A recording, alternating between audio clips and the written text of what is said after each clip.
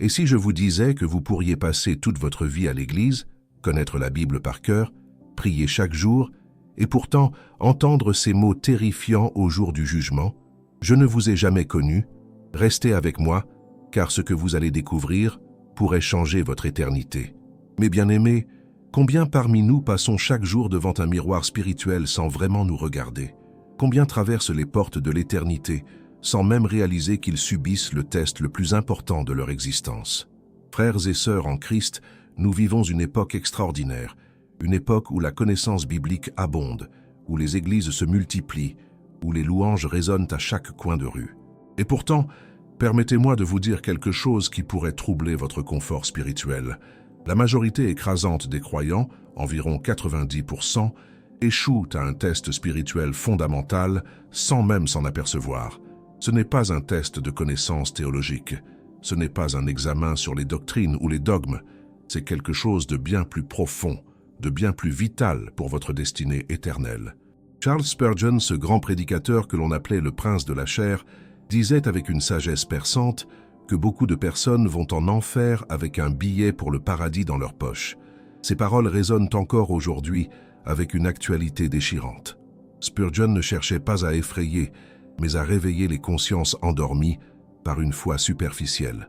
Regardez autour de vous. Observez la vie spirituelle de tant de personnes qui se disent chrétiennes. Elles connaissent les cantiques, elles récitent les prières, elles fréquentent les assemblées. Mais quelque chose d'essentiel manque. Elles portent le nom de Christ sans porter sa nature. Elles proclament son salut sans vivre sa transformation. Elles célèbrent sa grâce sans expérimenter sa puissance. Le test spirituel dont je vous parle aujourd'hui n'apparaît dans aucun manuel de théologie. Il ne figure sur aucun programme d'études bibliques. Et pourtant, c'est le test que Dieu lui-même administre silencieusement, continuellement, à chaque instant de notre vie. C'est le test de l'authenticité, le test de la réalité de notre relation avec le Dieu vivant. L'apôtre Paul nous interpelle dans sa deuxième lettre aux Corinthiens, chapitre 13, verset 5, avec ces mots qui devraient nous faire trembler de lucidité. « Examinez-vous vous-même pour savoir si vous êtes dans la foi. Éprouvez-vous vous-même. Ne reconnaissez-vous pas que Jésus-Christ est en vous, à moins peut-être que vous ne soyez réprouvé. » Voilà des paroles qui ne laissent aucune place à l'ambiguïté, aucun espace pour la complaisance spirituelle. Paul ne nous demande pas de vérifier notre carte de membre d'Église. Il ne nous demande pas de compter nos années de fréquentation des cultes. Il nous appelle à une introspection radicale, à un examen honnête de notre cœur. Sommes-nous vraiment dans la foi? Christ habite-t-il véritablement en nous, ou avons-nous simplement adopté un système religieux confortable? Mes amis, permettez-moi de vous dire que le christianisme authentique n'est pas une religion de performances extérieures. Ce n'est pas un concours de bonnes œuvres. Ce n'est pas une compétition de connaissances bibliques. Le vrai christianisme est une relation vivante, palpitante, transformatrice avec Jésus-Christ ressuscité. C'est une rencontre qui change tout, une expérience qui bouleverse notre nature même. Spurgeon observait avec tristesse que nombreux sont ceux qui confondent la familiarité avec les choses sacrées et la sainteté véritable. On peut être entouré de Bibles, de cantiques, de prédications et rester spirituellement mort. On peut connaître tous les versets par cœur et ne jamais avoir rencontré l'auteur du livre. On peut chanter les plus belles louanges et avoir un cœur complètement fermé à la présence divine. Le test spirituel que tant de personnes échouent sans s'en rendre compte se trouve précisément ici, dans cette différence cruciale entre la religion et la relation, entre la forme et la réalité, entre l'apparence et la substance. Beaucoup se contentent de l'écorce alors que Dieu offre le fruit. Ils s'attachent aux traditions alors que Dieu propose une transformation. Jésus lui-même a confronté cette réalité de manière déchirante dans l'évangile de Matthieu, chapitre 7, versets 21 à 23. « Ceux ne sont pas tous ceux qui me disent « Seigneur, Seigneur », qui entreront dans le royaume des cieux, mais celui qui fait la volonté de mon Père qui est dans les cieux. Plusieurs me diront en ce jour-là, Seigneur, Seigneur, n'avons-nous pas prophétisé par ton nom? N'avons-nous pas chassé des démons par ton nom? Et n'avons-nous pas fait beaucoup de miracles par ton nom? Alors, je leur dirai ouvertement, je ne vous ai jamais connu, retirez-vous de moi, vous qui commettez l'iniquité. Imaginez le choc de ces paroles. Des personnes qui ont prophétisé, chassé des démons, accompli des miracles au nom de Jésus, et qui entendent ces mots terrifiants. Je ne vous ai jamais connu. Pas je vous ai connu autrefois et vous m'avez déçu, mais je ne vous ai jamais connu. Elles n'ont jamais eu de véritable relation avec lui. Tout n'était qu'activité religieuse sans intimité spirituelle. Voilà le cœur du test que 90% échouent. Ils mesurent leur vie spirituelle aux mauvais critères. Ils évaluent leur salut selon des standards humains plutôt que divins. Ils se comparent aux autres croyants au lieu de se comparer à Christ. Et dans cette comparaison horizontale, ils trouvent du réconfort, de la satisfaction, de l'assurance. Mais cette assurance est une illusion dangereuse. La question n'est pas de savoir si vous êtes meilleur que votre voisin. La question n'est pas de savoir si vous faites plus d'œuvres que les autres membres de votre Église. La question fondamentale, celle qui déterminera votre destinée éternelle, est celle-ci. Connaissez-vous vraiment Jésus-Christ? Pas connaître des choses à son sujet, mais le connaître lui, personnellement, intimement, de manière transformatrice. Si vous avez été touché par ce message jusqu'ici, je vous invite à vous abonner à cette chaîne. Nous partageons régulièrement des enseignements qui nourrissent votre vie spirituelle et vous aident à marcher avec sagesse et discernement. Et si vous désirez approfondir votre intimité avec Dieu, je vous encourage à découvrir notre livre numérique 21 jours pour restaurer votre intimité avec Dieu. Vous trouverez le lien dans le premier commentaire épinglé. C'est un outil précieux pour ceux qui cherchent sincèrement à rencontrer Dieu de manière authentique. Revenons à notre sujet. Ce test spirituel que tant de personnes échouent se manifeste de plusieurs manières dans la vie quotidienne. La première manifestation, et peut-être la plus révélatrice, c'est l'absence de transformation personnelle. Jacques, dans sa lettre au chapitre 2, verset 17, nous dit que la foi sans les œuvres est morte. Mais attention, il ne parle pas d'œuvres pour mériter le salut. Il parle d'œuvres comme preuve naturelle d'une foi vivante. Quand Christ entre véritablement dans une vie, cette vie change. Ce n'est pas une option. Ce n'est pas un bonus spirituel pour les super-chrétiens. C'est la conséquence inévitable de la rencontre avec le Dieu vivant. Si votre vie aujourd'hui ressemble exactement à ce qu'elle était avant votre prétendue conversion, si vos priorités n'ont pas changé, si vos désirs sont restés les mêmes, si vos habitudes demeurent inchangées, alors la question légitime se pose. Y a-t-il eu une vraie rencontre avec Christ? Beaucoup de personnes ont prié une prière de salut. Elles ont levé la main lors d'un appel à l'autel, elles ont signé une carte d'engagement, elles ont été baptisées dans l'eau, et sur cette base, elles se considèrent sauvées. Mais la transformation profonde que la Bible promet et exige brille par son absence. Leur caractère n'a pas été touché, leur nature égoïste règne toujours, leur amour pour le monde et ses plaisirs n'a pas diminué. Paul écrit aux Corinthiens dans sa deuxième lettre, chapitre 5, verset 17, ces paroles magnifiques et exigeantes. Si quelqu'un est en Christ, il est une nouvelle créature.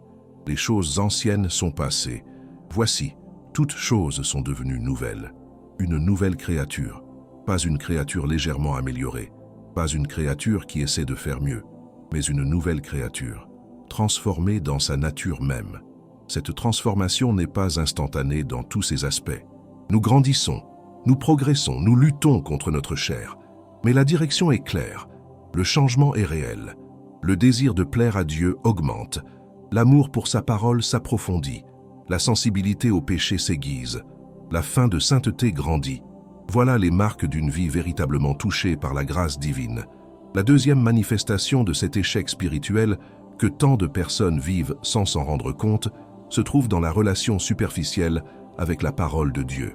Mes bien-aimés, écoutez attentivement ce que je vais vous dire. Vous pouvez posséder 10 Bibles différentes. Vous pouvez avoir des dizaines de livres chrétiens sur vos étagères. Vous pouvez même mémoriser des centaines de versets et pourtant rester complètement étranger à la voix de Dieu. La Bible n'est pas un talisman magique, ce n'est pas un objet de décoration spirituelle, c'est la parole vivante et agissante du Dieu éternel.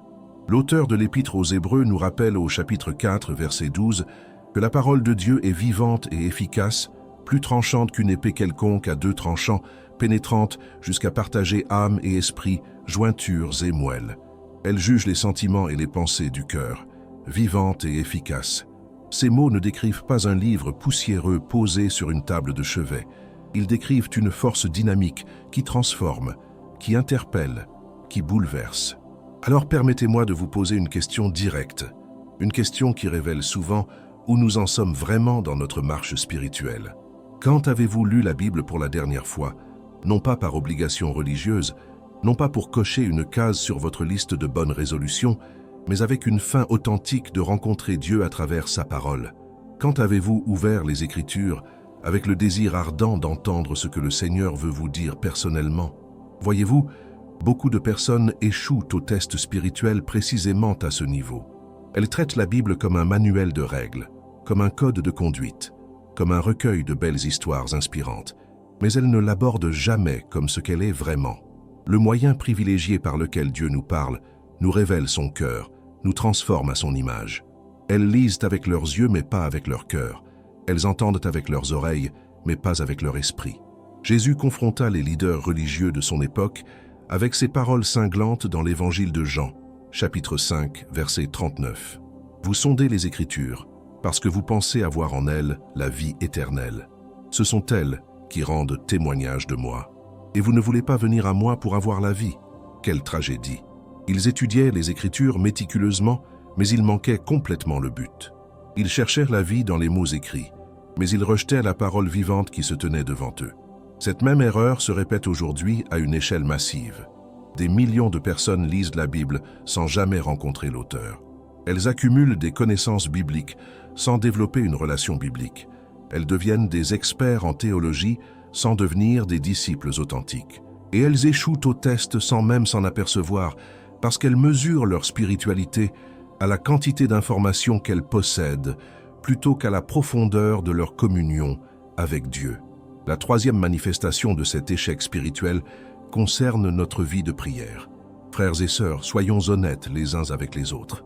Pour beaucoup d'entre nous, la prière est devenue une formalité, un rituel vide, une liste de demandes que nous présentons à Dieu comme s'il était un distributeur automatique céleste. Nous prions avant les repas par habitude. Nous prions avant de dormir par routine. Nous prions à l'église parce que c'est ce qu'on fait à l'église. Mais où est la communion intime? Où est le cri du cœur? Où est la soif de sa présence? Paul nous exhorte dans sa première lettre aux Thessaloniciens, chapitre 5, verset 17, à prier sans cesse. Sans cesse. Pas seulement le matin et le soir. Pas seulement quand nous avons besoin de quelque chose. Pas seulement lors des moments de crise, mais dans un état constant de communion avec notre Père céleste. Une vie entière transformée en prière, où chaque pensée, chaque action, chaque décision est prise en conversation avec Dieu. Mais regardez la réalité de la vie de prière de la plupart des chrétiens aujourd'hui. Quelques minutes pressées le matin, si le temps le permet. Des prières machinales et répétitives qui n'engagent ni le cœur ni l'esprit. Une communication unilatérale, où nous parlons à Dieu, mais nous ne prenons jamais le temps d'écouter sa réponse. Et puis nous nous demandons pourquoi notre vie spirituelle est stérile, pourquoi nous ne ressentons pas la présence de Dieu, pourquoi notre foi semble si faible. Mes amis, la prière n'est pas une technique religieuse, ce n'est pas une formule magique, c'est la respiration de l'âme régénérée, c'est l'expression naturelle d'une relation vivante avec Dieu. Quand vous aimez quelqu'un profondément, vous voulez passer du temps avec cette personne, vous voulez lui parler, vous voulez l'écouter, vous voulez partager votre vie avec elle. Si cette soif de communion avec Dieu est absente de votre vie, si vous pouvez passer des jours entiers sans ressentir le besoin de lui parler sincèrement, alors la question se pose. Connaissez-vous vraiment Dieu ou connaissez-vous simplement une religion à son sujet? La quatrième manifestation, et elle est particulièrement révélatrice, concerne notre attitude face au péché. L'apôtre Jean nous dit dans sa première lettre, chapitre 3, verset 9, que quiconque est né de Dieu ne pratique pas le péché, parce que la semence de Dieu demeure en lui, et il ne peut pécher, parce qu'il est né de Dieu. Attention, Jean ne dit pas que le chrétien authentique ne pêche jamais. Ce serait contredire ce qu'il écrit au chapitre 1, verset 8, où il affirme que si nous disons que nous n'avons pas de péché, nous nous séduisons nous-mêmes, et la vérité n'est point en nous. Ce que Jean nous enseigne, c'est qu'un véritable enfant de Dieu ne peut pas pratiquer le péché de manière habituelle, continue, sans remords. Il ne peut pas vivre dans le péché confortablement. La nouvelle nature qu'il a reçue en Christ entre en conflit avec le péché. Quand il tombe, et il tombera, il éprouve de la conviction, de la tristesse, du repentir. Il se relève et cherche la purification. Il déteste ce qu'il a fait parce qu'il aime celui qui l'a offensé. Mais combien de personnes se disent chrétiennes tout en vivant dans un péché non confessé, non abandonné, souvent même non reconnu? Elles ont appris à coexister paisiblement avec des habitudes qui déshonorent Dieu. Elles ont développé une conscience cautérisée qui ne ressent plus la brûlure de la culpabilité. Elles ont redéfini les standards de la sainteté pour les adapter à leur style de vie plutôt que d'ajuster leur style de vie aux standards divins. Et dans ce processus, elles échouent au test spirituel le plus fondamental. Le roi David, après sa chute terrible avec Bath-sheba, écrivit le psaume 51. C'est un psaume de repentance déchirante, authentique, profonde. Au verset 10, il crie à Dieu. « Ô Dieu, crée en moi un cœur pur, renouvelle en moi un esprit bien disposé. » David ne cherche pas d'excuses, il ne minimise pas son péché, il ne se compare pas aux autres pour se sentir moins coupable. Il voit son péché pour ce qu'il est vraiment, une offense contre le Dieu saint, et il désire ardemment la purification. Voilà la marque d'un cœur véritablement touché par la grâce. Non pas l'absence de chute, mais la présence d'un désir ardent de sainteté. Non pas la perfection, mais la direction. Non pas l'impeccabilité, mais la sensibilité croissante à tout ce qui attriste le Saint-Esprit. Quand vous péchez et que cela ne vous dérange plus, quand vous pouvez offenser Dieu sans ressentir de conviction, c'est un signal d'alarme spirituelle que vous ne pouvez pas ignorer. La cinquième manifestation de cet échec spirituel concerne notre amour pour Christ et pour son Église. Jésus posa à Pierre une question 3 fois dans l'évangile de Jean, chapitre 20 et 1. « M'aimes-tu » Cette question résonne à travers les siècles et arrive jusqu'à nous aujourd'hui. Non pas crois-tu en moi intellectuellement, non pas comprends-tu ma doctrine, mais m'aimes-tu? L'amour est le test ultime de l'authenticité spirituelle. Mes bien-aimés, laissez-moi vous dire quelque chose qui pourrait vous surprendre. Vous pouvez accomplir des choses extraordinaires pour Dieu sans vraiment l'aimer. Vous pouvez servir dans l'Église, diriger des études bibliques, participer à toutes les activités, donner généreusement de votre temps et de vos ressources, et tout cela peut être motivé par autre chose que l'amour pour Christ. Le désir de reconnaissance, le besoin d'appartenance, la culpabilité religieuse, l'habitude sociale, mais pas l'amour authentique pour celui qui nous a tant aimés. Paul, dans sa magnifique lettre aux Corinthiens, nous met en garde au chapitre 13, versets 1 à 3. « Quand je parlerai les langues des hommes et des anges, si je n'ai pas l'amour, je suis un airain qui résonne, ou une cymbale qui retentit. Et quand j'aurai le don de prophétie, la science de tous les mystères et toute la connaissance, quand j'aurai même toute la foi jusqu'à transporter des montagnes, si je n'ai pas l'amour, je ne suis rien. Et quand je distribuerai tous mes biens pour la nourriture des pauvres, quand je livrerai même mon corps pour être brûlé, si je n'ai pas l'amour, cela ne me sert de rien. » Entendez-vous la radicalité de ces paroles? Tous les dons spirituels, toute la connaissance théologique, toute la foi miraculeuse, tous les sacrifices héroïques, tout cela ne compte pour rien sans l'amour. Rien. Ce mot résonne comme un glas. Sans amour, votre vie spirituelle la plus impressionnante n'est qu'un bruit vide, une performance creuse, une activité religieuse stérile. Vous échouez au test le plus important, celui du cœur. Alors comment mesure-t-on l'amour authentique pour Christ? Ce n'est pas par l'intensité de nos émotions lors des moments de louange. Ce n'est pas par la quantité de larmes versées pendant les temps de prière. L'amour véritable pour Jésus se manifeste dans l'obéissance. Jésus lui-même l'a dit clairement dans l'évangile de Jean, chapitre 14, verset 15. « Si vous m'aimez, gardez mes commandements. » Et plus loin, au verset 21. « Celui qui a mes commandements et qui les garde, c'est celui qui m'aime. » L'amour sans obéissance est un mensonge. C'est un sentiment superficiel qui se dissipe dès que la véritable soumission est requise. Regardez autour de vous dans l'Église moderne. Combien de personnes chantent avec ferveur leur amour pour Jésus le dimanche, mais vivent en désobéissance flagrante à ses enseignements le reste de la semaine. Elles proclament qu'il est leur Seigneur, mais elles refusent de le laisser régner sur leurs finances, sur leurs relations, sur leurs ambitions, sur leurs divertissements, sur leurs priorités.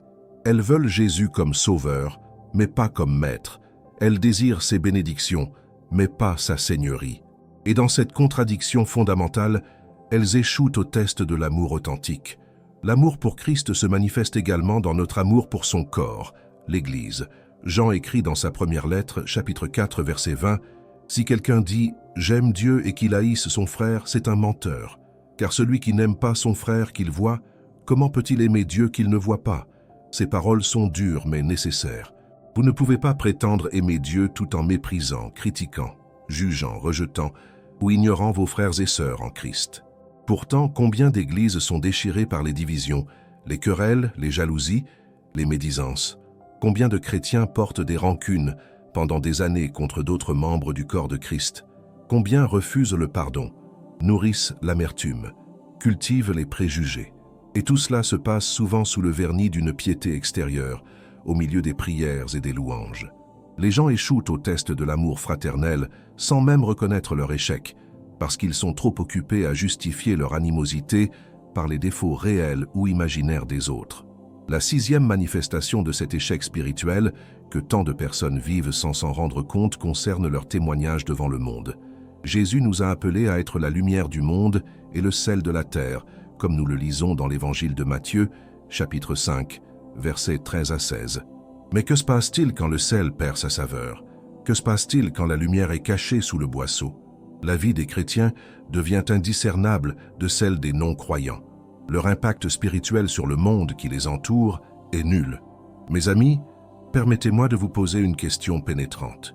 Si vous étiez accusé d'être chrétien, y aurait-il suffisamment de preuves dans votre vie quotidienne pour vous condamner?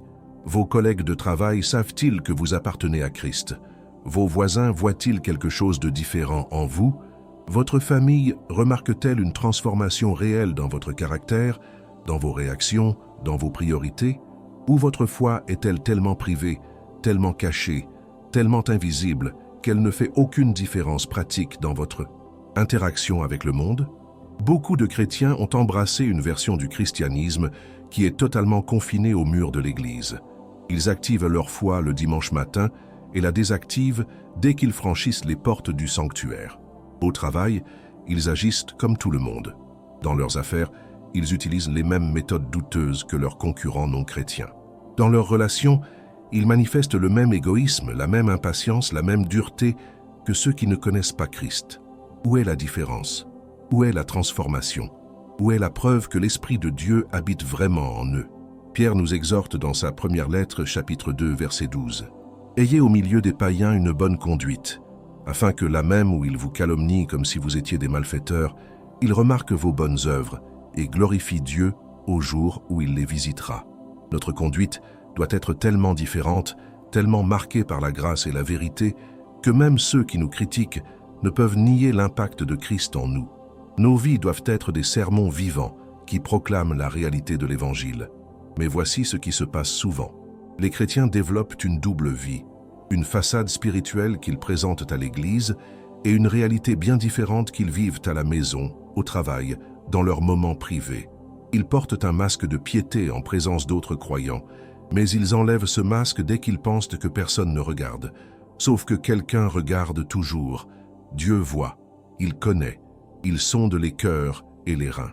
Et cette duplicité spirituelle est précisément l'une des raisons majeures pour lesquelles tant de personnes échouent au test sans s'en rendre compte. La 7e manifestation concerne notre relation avec les choses matérielles de ce monde. Jésus a parlé plus souvent de l'argent et des possessions que de presque n'importe quel autre sujet. Pourquoi? Parce qu'il savait que notre cœur suit notre trésor. Il a dit dans l'évangile de Matthieu, chapitre 6, verset 21, « Là où est ton trésor, là aussi sera ton cœur. » Et il nous a avertis au verset 24 qu'aucun homme ne peut servir 2 maîtres. Vous ne pouvez servir Dieu et Mammon. Regardez honnêtement votre vie financière. Regardez comment vous dépensez votre argent. Regardez ce que vous accumulez. Regardez où vous investissez vos ressources. Regardez vos priorités économiques. Qu'est-ce que tout cela révèle sur votre cœur? Où est vraiment votre trésor? Est-ce dans le royaume de Dieu ou dans les royaumes de ce monde? Donnez-vous généreusement pour l'œuvre de Dieu ou gardez-vous jalousement ce que vous considérez comme votre propriété? Vivez-vous dans une simplicité qui honore Christ ou poursuivez-vous le matérialisme déguisé en bénédiction divine? Mes bien-aimés, l'une des tragédies les plus répandues dans l'Église moderne est la confusion entre la prospérité matérielle et la bénédiction spirituelle. Beaucoup ont été séduits par un évangile déformé qui promet la richesse terrestre comme preuve de la faveur divine. Ils accumulent des biens, construisent des empires financiers et interprètent tout cela comme la confirmation que Dieu les bénit. Mais pendant ce temps, leur âme s'appauvrit, leur amour pour Christ s'étiole, leur dépendance de Dieu diminue, leur trésor est sur terre et leur cœur y est aussi, loin du royaume éternel.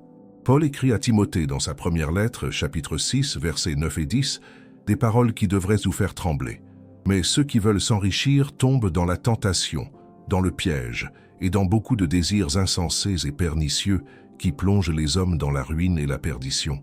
Car l'amour de l'argent est une racine de tous les maux, et quelques-uns, en étant possédés, se sont égarés loin de la foi et se sont jetés eux-mêmes dans bien des tourments. Se sont égarés loin de la foi. Voilà le danger mortel du matérialisme, même quand il porte un vernis religieux. Le test spirituel que 90% échouent sans s'en rendre compte inclut cette question cruciale. Qu'est-ce qui gouverne vraiment vos décisions? Est-ce la volonté de Dieu ou le désir de gain? Quand vous faites des choix professionnels, quand vous planifiez votre avenir, quand vous établissez vos priorités, quel est le facteur déterminant? L'avancement du royaume de Dieu ou l'amélioration de votre confort personnel?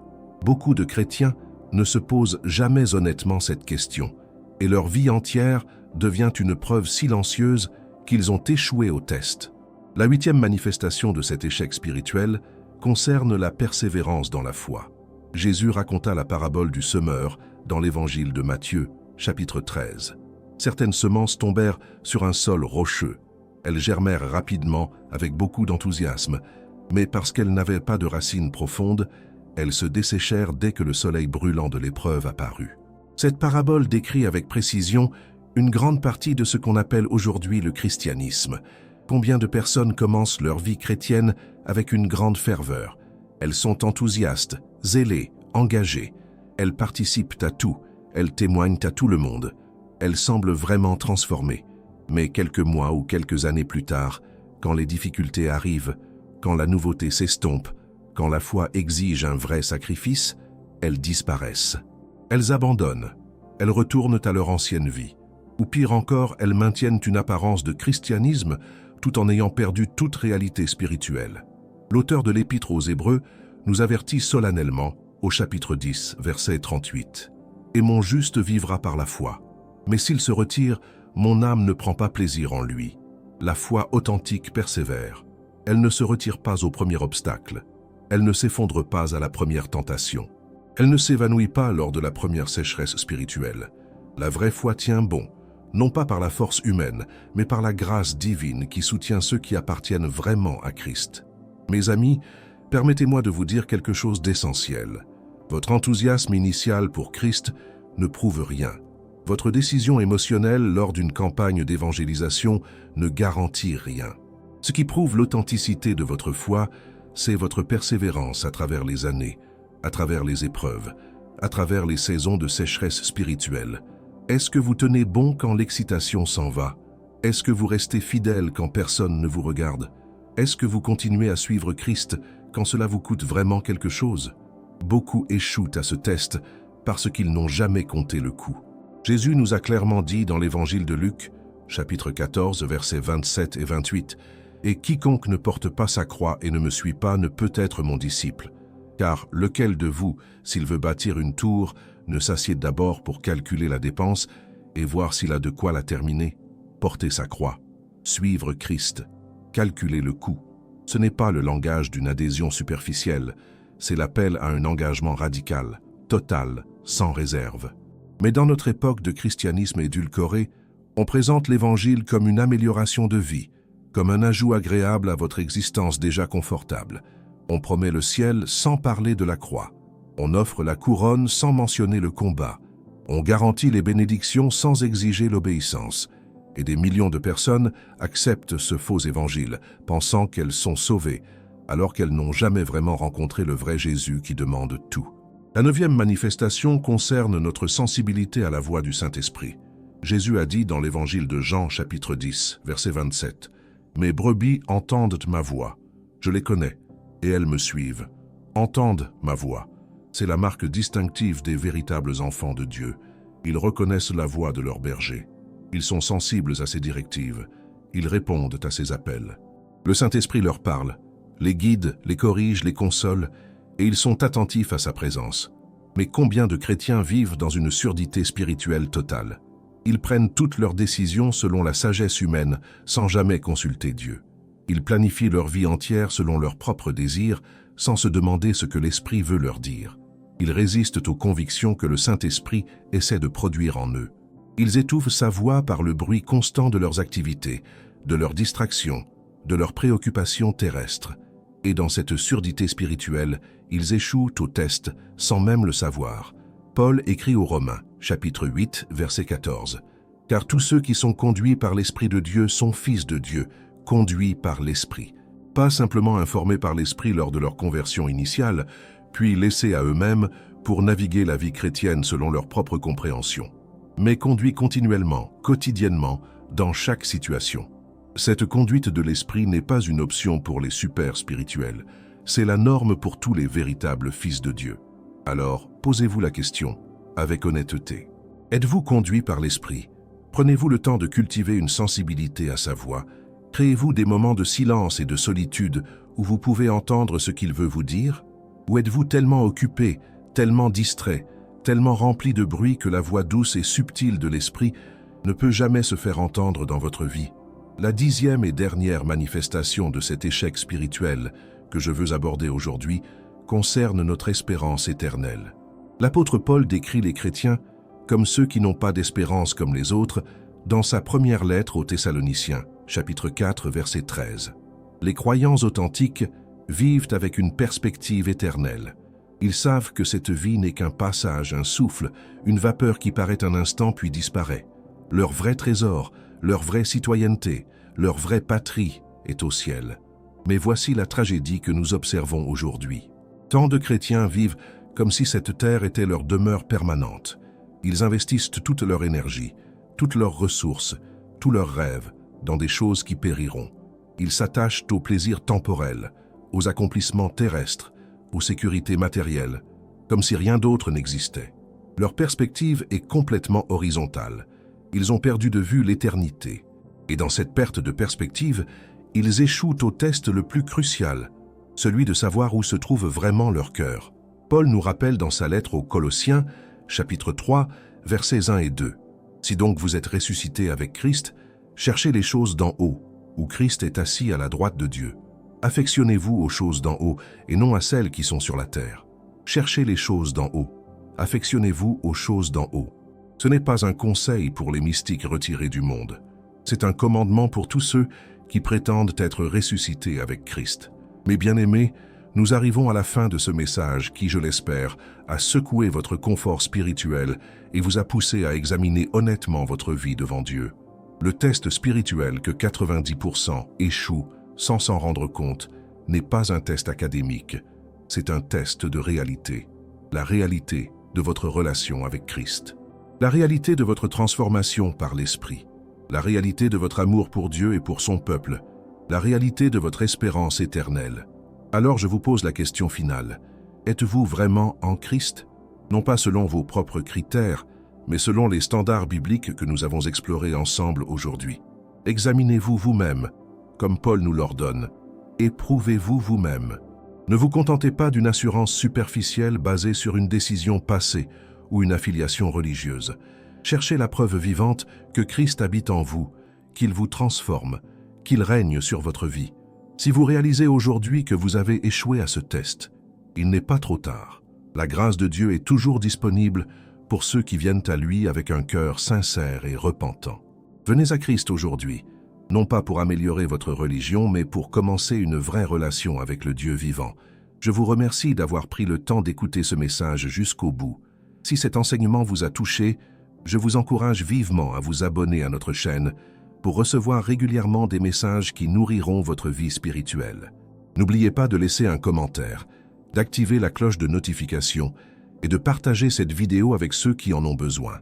Et pour ceux qui désirent approfondir leur marche avec Dieu, je vous invite à découvrir notre livre numérique « 21 jours » pour restaurer votre intimité avec Dieu. Le lien se trouve dans le premier commentaire fixé. Que le Seigneur vous bénisse et vous garde dans sa vérité.